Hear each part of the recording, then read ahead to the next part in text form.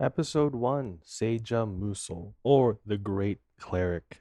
Just recently finished watching the show. If you want to see the full uncut reaction, it will be on Patreon. Um, yeah, let's just get in with the meat and potatoes of this. This show so far has been a breath of fresh air in the sense that it is a isekai that finally it is not an overpowered protagonist that we have to basically self-insert. He is a character that by all means has gone through a rough past life, being a character that essentially got shot, like straight up shot, like not even it seemed like the police officer got shot first by the individual, and the police officer pinned down the person, and that person just randomly shot, and it got our boy. Like so. Insane. Killed our boy, and he just got reincarnated. Now, typically the reincarnations that we see are ones that are like, hey, we're going to reincarnate you as a child. You're going to be born from a family. And guess what? You're going to slowly grow up and become overpowered. Nope, not this character. This character, immediately from the minute he wakes up from his slumber, is essentially a 15-year-old. Grown up in terms of this world, from what I remember. 15 years old, name is Luciel.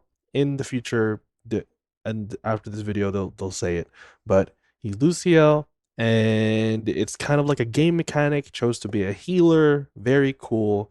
Now, how he gets into the city, he actually utilizes his previous life experiences. Very cool, very cool. He's not just a shut-in, he's not just a NEET, he's not just a loser. He is actually a Japanese salaryman that worked his ass off negotiating, and using that negotiation he bribes this guard in order to become basically a healer overnight, and gets in the city. Turns out healers are kind of a high commodity, so they don't have to, well, pay a toll compared to everyone else. I wish healthcare workers got some of that but that's neither here nor there in the real world. Meets this nice captain that's willing to take care of us, takes us all the way to the Healers Guild. Healers Guild basically tells us we are the weakest we've ever been, and that aspect is actually very cool. I didn't think we would be like super weak. I thought we were going to be like super overpowered, but the god that brought us back to life basically gave us just a reincarnation, just a straight up reincarnation, not a reincarnation with a buff, not a reincarnation with a god skill, not yet. But hopefully they don't, because the way they've been structuring the story thus far in this episode, he works his ass off. They literally call this Spartan training. Spartan training, where he just keeps learning spells until he boosts his level up. If through efficiency, hard work, and diligence through multiple days in this episode alone, he is able to learn a spell. I appreciate that. I love what it teaches, love what it shows, can be applicable to real life. Awesome. Awesome. Totally not like other shows, calling shade, that basically just hand you powers, hand you everything. Not really the best message in the world. This show goes in the aspect of he had three main routes. He could either go through school education to learn his spells, he could do Spartan training, which is basically just bum rush and learn it until you learn it. And then the third aspect, if I remember correctly, it was something to do of an apprenticeship where he is working and doing menial chores for another mage, probably another healer, and in his free time he could then learn. I thought the on the job experience of being able to be a cleric under another cleric, or a healer under another healer, would allow him to pick up the work experience needed to further learn his skills. But he thinks in a different way, and that's cool as well. He said, nope, I'm going to bum rush and learn this myself. I'm going to aggressively study, and just burn myself out, but then wake up the next morning and do it again. He does increase his efficiency, however. That is really cool. He doesn't just bum rush it completely all in. He does it for the first day in terms of he just burns a lot of his all of his magic power in the first day, but he then realizes that with time and the days after, he could actually lower his MP to a certain point, and then he won't feel like absolute dog water after he does it.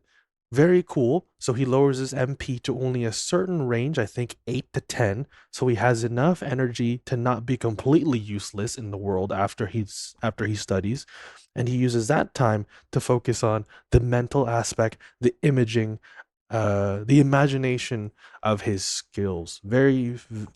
Pretty cool. A protagonist that thinks, a protagonist that is cognitive of his abilities. A lot of good things to talk about in all honesty. The way he was able to get out of weird situations, like he had to write down his hometown. He had to write down his hometown, but he said we our hometown didn't have a name, obviously, because he's not even from here. So he just wrote either town or he wrote village, and then the girl went, huh? And just gave him like the look of disgust. And I went, I loved it. I loved it. Anything else to take from the show thus far? Yes, at the end we are brought with our first conflict.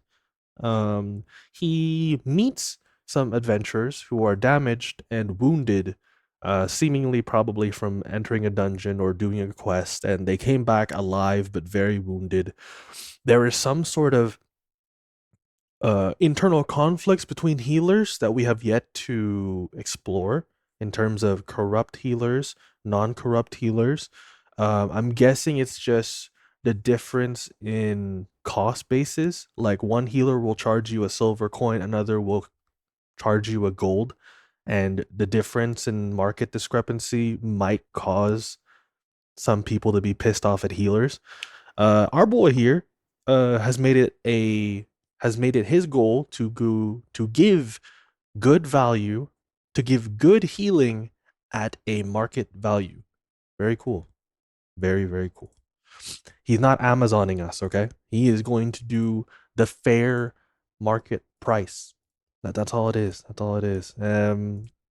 What else in this show do I have to talk about besides that? Nothing really. That's the only aspect that we ended off with. And from the ED, it seems like he hopefully will help out more people. As we can see in this frame here, he's going to help out more people, build up more connections, maybe pick up a squad, a very cool amount of people that could help us kind of make more money. And overall, I like the prospect of this show. Again, full uncut reaction in Patreon. Check it down there in the description below. Thank you all for checking out my review. I will be doing more of these in the future. I'm looking forward to doing more and actually being able to expand my thoughts. And yeah, that's about it.